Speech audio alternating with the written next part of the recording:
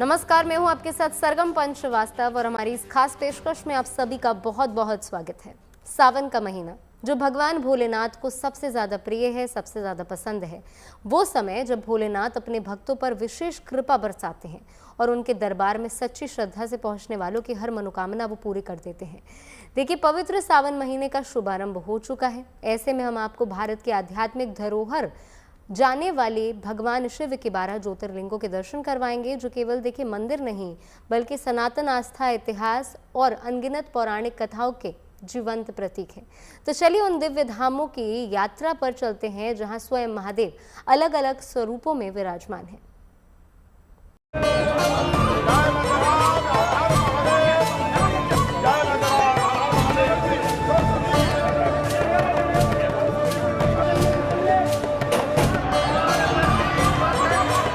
जब धरती शिवमय हो जाती है, जब हवाओं में बम बम भोले का उद्घोष गूंजता है, जब हर भक्त का दिल महादेव की भक्ति में लीन हो जाता है, तब शिव शंकर मां पार्वती के साथ कैलाश पर्वत से पृथ्वी लोक पर विचरण करते हैं।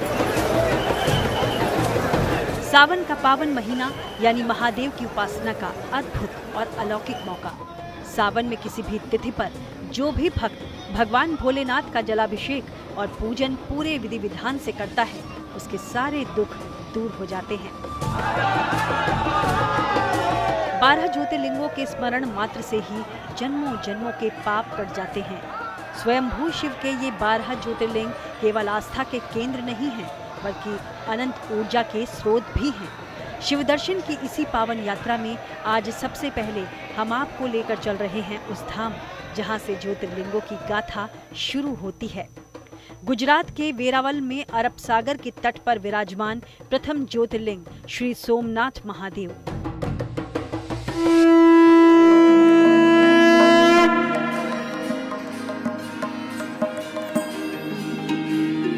सौराष्ट्रे सोमनाथम च श्रीशैले मल्लिकार्जुनम। 12 ज्योतिर्लिंगों के श्लोक में जिसकी शुरुआत ही सोमनाथ से होती है, वो इस बात का प्रमाण है कि ये स्थान सृष्टि के आरंभिक आध्यात्मिक केंद्रों में से एक है। सोम यानी चंद्रमा और नाथ यानी ईश्वर यानी चंद्रमा के स्वामी। ऋग्वेद से लेकर स्कंद पुराण और श्रीमद् भागवत से लेकर महाभारत तक हिंदू धर्म के ग्रंथों में सोमनाथ मंदिर के महत्व का जिक्र मिलता है। पौराणिक कथाएं कहती हैं कि प्रजापति दक्ष के श्राप से चंद्रदेव का तेज धीमा हो गया और वो गंभीर रोग से पीड़ित हो गए। तब उन्होंने इसी प्रभास क्षेत्र में आकर भगवान शिव की कठोर तपस्या की। चंद्रदेव की भक्ति से प्रसन्न होकर महादेव यहाँ प्रकट हुए और चंद्रदेव को अमृतत्व का वरदान दिया। चंद्रमा के कष्ट को हरने वाले महादेव यहाँ सोमनाथ कहलाए और अनंत काल के लिए ज्योतिर्लिंग के रूप में प्रतिष्ठित हो गए। मान्यता है कि भगवान शिव की कृपा से दक्ष प्रजापति के श्राप से मुक्ति पाने के बाद मंदिर का निर्माण सोम यानी खुद चंद्रदेव ने करवाया था। यूं तो सोमनाथ मंदिर में भक्तों का सैलाब हर रोज उमड़ता है, लेकिन सावन महीने में सोमनाथ का वैभव देखते ही बनता है। ब्रह्म मुहूर्त में होने वाली मंगला आरती से लेकर रात्रि की श्रृंगार आरती तक पूरा परिसर शंखनाद और शिव भजनों से गुंजायमान रहता है। मान्यता है कि सावन में सोमनाथ ज्योतिर्लिंग के दर्शन या मानसिक स्मरण मात्र से ही व्यक्ति को आरोग्य, मानसिक शांति और चंद्र दोष से मुक्ति मिलती है।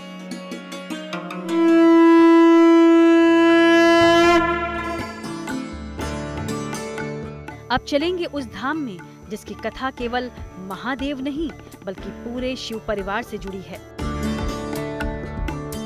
आंध्र प्रदेश के कुरनूल जिले में कृष्णा नदी किनारे श्रीशैल पर्वत पर मल्लिकार्जुन रूप में विराजते हैं साक्षात देवादिदेव महादेव। मल्लिकार्जुन ज्योतिर्लिंग को 12 ज्योतिर्लिंग में दूसरा ज्योतिर्लिंग कहा गया है। इस मंदिर को दक्षिण का कैलाश भी कहते हैं। माना जाता है कि जो भक्त इस मंदिर में शिव पूजा करता है उसे अश्वमेघ यज्ञ से मिलने वाले पुण्य के बराबर पुण्य मिलता है। मल्लिकार्जुन ज्योतिर्लिंग में मल्लिका का अर्थ है पार्वती और अर्जुन का अर्थ है शिव। यानी इस ज्योतिर्लिंग के दर्शन करने भर से महादेव के साथ देवी पार्वती का आशीर्वाद भी बरसता है। सावन के महीने में मल्लिकार्जुन ज्योतिर्लिंग के दर्शन का महत्व कई गुना बढ़ जाता है। कहते हैं कि जो भक्त सावन में इस धाम आकर शिव पार्वती का एक साथ पूजन कर ले, उसके पारिवारिक जीवन में सुख समृद्धि आती है, संतान संबंधी कष्ट दूर होते हैं और उस पर महादेव के साथ जगदम्बा की कृपा भी बनी रहती है।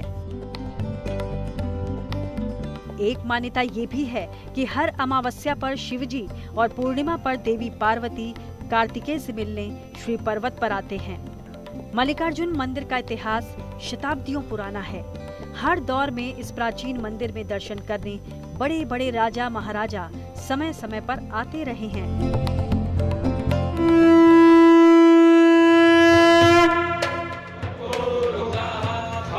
सावन में शिव दर्शन की इस पावन यात्रा में अब आपको लेकर चल रहे हैं अवंतिका नगरी, यानी राजाधिराज महाकाल की नगरी उज्जैन। क्षिप्रा नदी के तट पर बसा महाकालेश्वर ज्योतिर्लिंग दुनिया का इकलौता दक्षिण मुखी ज्योतिर्लिंग है। कहते हैं कि अकाल मृत्यु वो मरे जो काम करे चंडाल का, काल उसका क्या करे जो भक्त हो महाकाल का। पौराणिक काल में अवंतिका यानी उज्जैन में वेद प्रिय नाम के एक ज्ञानी ब्राह्मण अपने पुत्रों के साथ रहते थे। जब दूषण नाम के अत्याचारी राक्षस ने उज्जैनी की प्रजा और शिव भक्तों पर अत्याचार करना शुरू किया, तब भक्तों की पुकार सुनकर ही महादेव धरती फाड़ कर प्रकट हुए। भगवान शिव ने एक ही हुंकार से दूषण राक्षस को भस्म कर डाला। उज्जैन की प्रजा की प्रार्थना पर कालों के काल महादेव हमेशा के लिए यही महाकालेश्वर के रूप में विराजित हो गए, ताकि वो अपने भक्तों के काल और अकाल मृत्यु से रक्षा कर सकें। सावन महीने में महाकाल के दरबार की छटा ही निराली होती है। तड़के होने वाली अलौकिक भस्म आरती से लेकर महाकाल की शाही सवारी तक हर दृश्य में सिर्फ और सिर्फ शिव की शक्ति का एहसास होता है। उज्जैन को धरती का मध्य केंद्र माना गया है और इसलिए यहाँ अवतरित शंभु महाकाल स्वरूप में अपने भक्तों को दर्शन देते हैं। पूरी दुनिया में भगवान महाकाल का ही दरबार ऐसा है जहाँ कैलाशपति भगवान शंकर की आरती भस्म से होती है।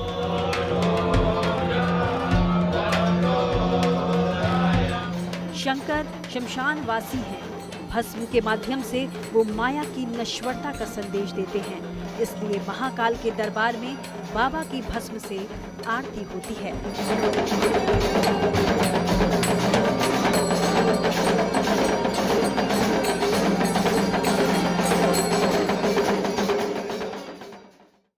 सावन में शिव दर्शन की इस दिव्य यात्रा में अब आगे बढ़ते हैं उन धामों की ओर जहां प्रकृति और अध्यात्म का अद्भुत संगम दिखाई देता है।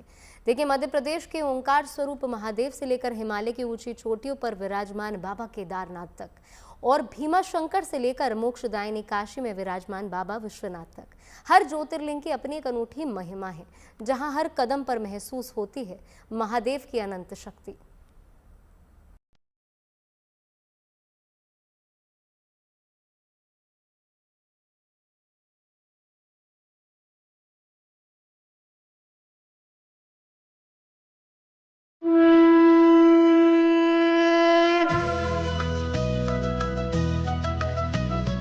मध्य प्रदेश की पावन धरा पर ही नर्मदा के खूबसूरत आंचल की ओर जब बढ़ते हैं, तब खंडवा जिले में पुण्य सलीला मां नर्मदा के तट पर बसा ओमकारेश्वर ज्योतिर्लिंग प्रकृति और आध्यात्म का ऐसा अद्भुत संगम, जहां पूरी पहाड़ी ही ओम के आकार में ढली हुई है। नर्मदा नदी के किनारे ओमकारेश्वर ज्योतिर्लिंग के चारों ओर पहाड़ और नदी बहने से यहाँ ओम का आकार बनता है। मान्यताओं के अनुसार इक्ष्वाकु वंश के राजा मानधाता ने इसी पर्वत पर कठोर तपस्या कर भगवान शिव को प्रसन्न किया। तब महादेव यहाँ प्रकट हुए और राजा की प्रार्थना पर दो रूपों में स्थापित हुए। एक नर्मदा के द्वीप पर स्थित ओमकारेश्वर और दूसरे तट पर स्थित अमलेश्वर। हालांकि यद्यपि ये दो अलग अलग मंदिर हैं, लेकिन दोनों को मिलाकर ही एक ज्योतिर्लिंग का पूर्ण फल प्राप्त होता है। कहते हैं कि तीनों लोकों में भ्रमण करने के बाद भगवान शिव और माता पार्वती प्रतिदिन रात्रि विश्राम के लिए इसी ओमकारेश्वर धाम में ही पधारते हैं। इसीलिए हर रात यहाँ महादेव और माता पार्वती के लिए चौपड़ सजाए जाते हैं और शयन आरती की जाती है। सुबह जब मंदिर के कपाट खोले जाते हैं तो पासों की स्थिति बदली हुई मिलती है। सावन के महीने में ओमकारेश्वर का महत्व और भी बढ़ जाता है। भक्त यहाँ पवित्र नर्मदा नदी में स्नान कर हाथ में जल लेकर मांधाता पर्वत की लगभग 7 किलोमीटर लंबी पंचकोसी परिक्रमा करते हैं। नर्मदा के जल से ज्योतिर्लिंग का अभिषेक करने से व्यक्ति के सभी पाप नष्ट हो जाते हैं और जीवन में परम शांति का अनुभव होता है।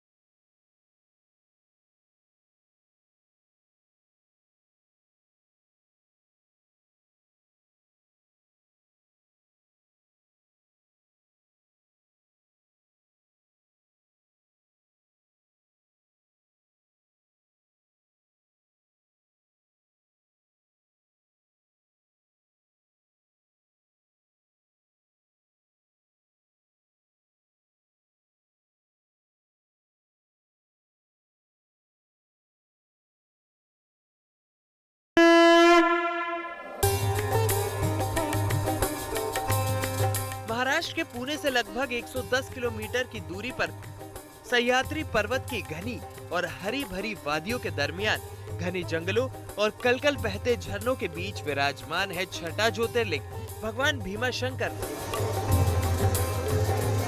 ये पावन धाम केवल ज्योतिर्लिंग ही नहीं बल्कि पवित्र भीमा नदी का उद्गम स्थल भी है, जहाँ कुंभकर्ण के पुत्र भीम नामक असुर के अत्याचार से जब सृष्टि कांप उठी तब महादेव ने इस स्थान पर उसका संहार कर भक्तों को अभय दान दिया था। मान्यता है कि युद्ध के बाद जब महादेव के शरीर से पसीना निकला उसी से भीमा नदी का जन्म हुआ। देवताओं की प्रार्थना पर भगवान शिव हमेशा के लिए इसी स्थान पर ज्योतिर्लिंग के रूप में स्थापित हो गए, जिन्हें भीमाशंकर कहा गया।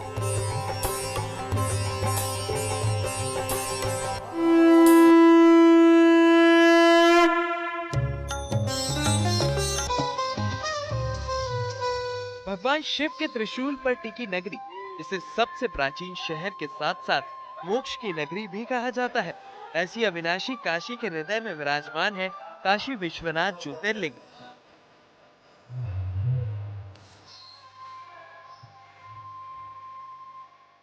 गंगा के पावन तट पर बसी काशी के बारे में मान्यता है कि ये भगवान शिव की प्रिय नगरी है और इसका संरक्षण स्वयं महादेव करते हैं। पौराणिक मान्यता है कि भगवान शिव ने काशी को अपना स्थायी निवास बनाया ताकि वे सदा अपने भक्तों के बीच रह सके। मान्यता तो यह भी है कि प्रलय के समय भी काशी का अस्तित्व समाप्त नहीं होता। काशी विश्वनाथ ज्योतिर्लिंग केवल एक तीर्थ नहीं बल्कि सनातन संस्कृति, आस्था और मोक्ष की अनंत परंपरा का प्रतीक है। इसलिए तो देश ही नहीं बल्कि दुनिया भर से श्रद्धालु बाबा विश्वनाथ धाम में जलाभिषेक करते हैं और सुख, समृद्धि और कल्याण की कामना करते हैं। 12 ज्योतिर्लिंग, 12 दिव्य धाम, लेकिन हर धाम में बसती है एक ही आस्था। महादेव पर अटूट विश्वास की। कहीं सोमनाथ में चंद्रमा के कष्ट हरने वाले शिव हैं, तो कहीं केदारनाथ में पांडवों को पापों से मुक्ति देने वाले भोलेनाथ, कहीं काशी में मोक्ष के दाता विश्वनाथ हैं, तो कहीं रामेश्वरम में मर्यादा पुरुषोत्तम श्री राम के आराध्य हैं शिव। सावन का ये पावन महीना इन सभी ज्योतिर्लिंगों को भक्ति, श्रद्धा और आध्यात्मिक ऊर्जा के महासंगम में तब्दील कर देता है।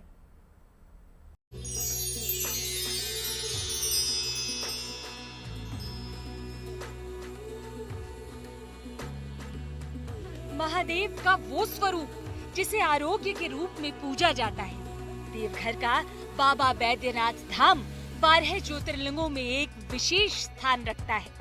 बैद्यनाथ ज्योतिर्लिंग को भगवान शिव के 9वें ज्योतिर्लिंग के रूप में पूजा जाता है। यहाँ भगवान शिव वैद्य हैं। यही कारण है कि श्रद्धालु अपनी मनोकामनाओं की पूर्ति और कष्टों के निवारण की कामना लेकर उनके धाम पहुँचते हैं।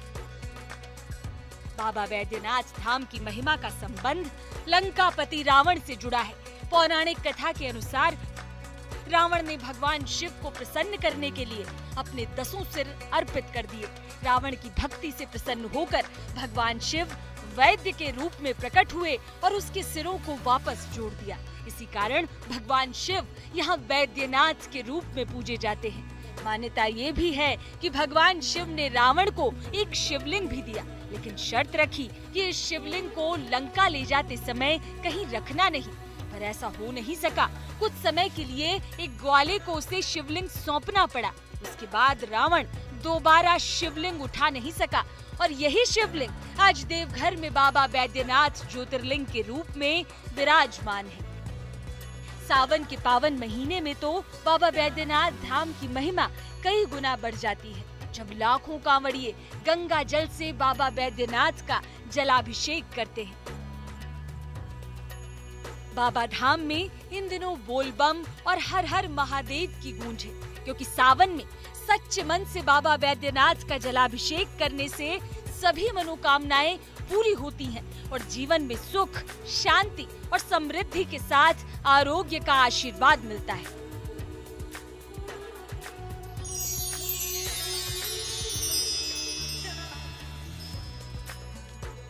तो वहीं महाराष्ट्र के नासिक में विराजमान त्र्यंबकेश्वर महादेव की महिमा भी निराली है। 12 ज्योतिर्लिंगों में शामिल ये धाम न केवल शिव भक्तों की आस्था का केंद्र है, बल्कि गोदावरी नदी के उद्गम के रूप में भी विशेष महत्व रखता है। शिव के इस धाम की सबसे बड़ी खासियत है यहाँ के 3 छोटे छोटे शिवलिंग, जिन्हें ब्रह्मा, विष्णु और महेश का प्रतीक माना जाता है। यही कारण है कि इस धाम का नाम भी त्र्यंबकेश्वर यानी 3 स्वरूपों वाले ईश्वर पर पड़ा। ये मंदिर त्र्यंबकेश्वर मतलब यहाँ पे ब्रह्मा, विष्णु, महेश्वर ये तीनों मिलके यहाँ पे इस मंदिर में आपको शिवलिंग रूप में मिलेंगे। हर जगह शिवलिंग लिंग ऊपर होती है, बट यहाँ पे अंदर की तरफ तीनों लिंग मिलते हैं और उसी के अंदर से पानी आते रहते हैं, गंगा जल। जितना पावन महादेव का ये धाम है, उतनी ही दिलचस्प है इसकी कहानी। पौराणिक मान्यता के अनुसार महर्षि गौतम अपनी पत्नी अहिल्या के साथ ब्रह्मगिरी पर्वत पर तपस्या करते थे। गौ हत्या के पाप से मुक्ति के लिए उन्होंने भगवान शिव की कठोर आराधना की। उनकी तपस्या से प्रसन्न होकर भगवान शिव प्रकट हुए और माँ गंगा को पृथ्वी पर अवतरित होने का आदेश दिया। गंगा ने यहाँ गोदावरी नदी के रूप में प्रकट होकर गौतम ऋषि को पाप मुक्त कर दिया। तब भक्तों के आग्रह पर भगवान शिव भी यही ज्योतिर्लिंग के रूप में विराजमान हो गए, जो आज त्र्यंबकेश्वर के नाम से पूजे जाते हैं। सावन के पावन महीने में त्र्यंबकेश्वर धाम का महत्व कई गुना बढ़ जाता है, जब देश के अलग अलग हिस्सों से लाखों श्रद्धालु यहाँ पहुंचकर भगवान शिव का जलाभिषेक और रुद्राभिषेक करते हैं।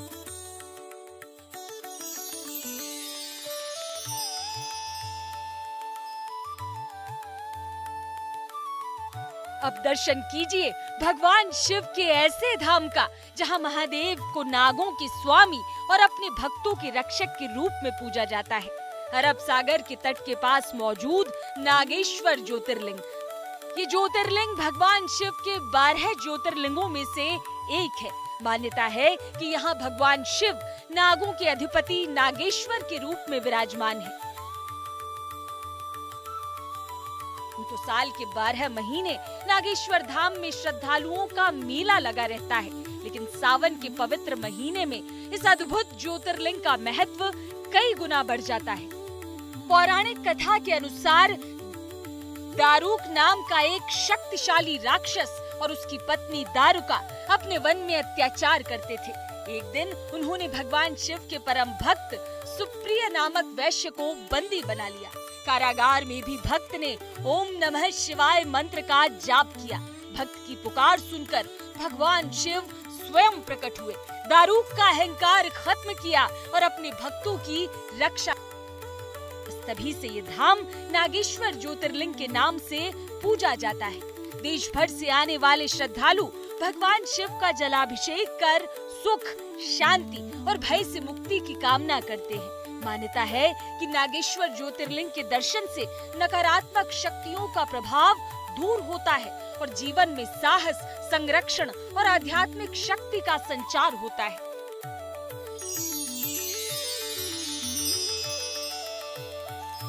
ये है महादेव का ऐसा धाम जो अटूट भक्ति का प्रतीक है, जहाँ शिव ने भक्त की श्रद्धा को अमर कर दिया। महाराष्ट्र के संभाजी नगर में मौजूद घृष्णेश्वर ज्योतिर्लिंग की महिमा बड़ी निराली है। प्राचीन शिल्प कला और आध्यात्मिक वातावरण से घिरा ये मंदिर सदियों से शिव भक्तों की आस्था का प्रमुख केंद्र। 10 जो ज्योतिर्लिंग है उनका जो अभिषेक का जो जल जाता है, कोई भी आप शिवलिंग देखेंगे या आत्मलिंग देखेंगे तो उसका जो जल है वो नॉर्थ की ओर जाता है। लेकिन खाली 2 ही ज्योतिर्लिंग ऐसे हैं इस हिंदुस्तान में, एक महाकाल और एक घृष्णेश्वर, जिसका जल पूरब की ओर जाता है। घृष्णेश्वर धाम धार्मिक महत्व के साथ साथ ऐतिहासिक नजरिए से भी बेहद अहम है। विश्व धरोहर एलोरा गुफाओं के करीब मौजूद ये मंदिर भारतीय संस्कृति, कला और सनातन आस्था का अनोखा संगम है। पौराणिक कथा के अनुसार इस जगह सुदेहा और उनकी छोटी बहन घुष्मा रहती थी। घुष्मा भगवान शिव की परम भक्त थी। वो हर दिन 101 शिवलिंग बनाकर उनकी पूजा करती और फिर उन्हें एक सरोवर में विसर्जित कर देती थी। बहन की भक्ति से ईर्ष्या कर सुदेहा ने घुष्मा के पुत्र को मारकर उसे उसी सरोवर में फेंक दिया। घुष्मा ने अपार दुख की इस घड़ी में भी अपनी शिव भक्ति नहीं छोड़ी। तब प्रसन्न होकर भगवान शिव प्रकट हुए और उनके पुत्र को जीवित कर दिया। तब से भक्त घुष्मा के नाम पर ये स्थान घुष्मेश्वर या घृष्णेश्वर के नाम से पूजा जाने लगा। मान्यता है कि यहाँ सच्चे मन से की गई पूजा से पारिवारिक सुख, संतान का आशीर्वाद और जीवन की बाधाओं से मुक्ति मिलती है।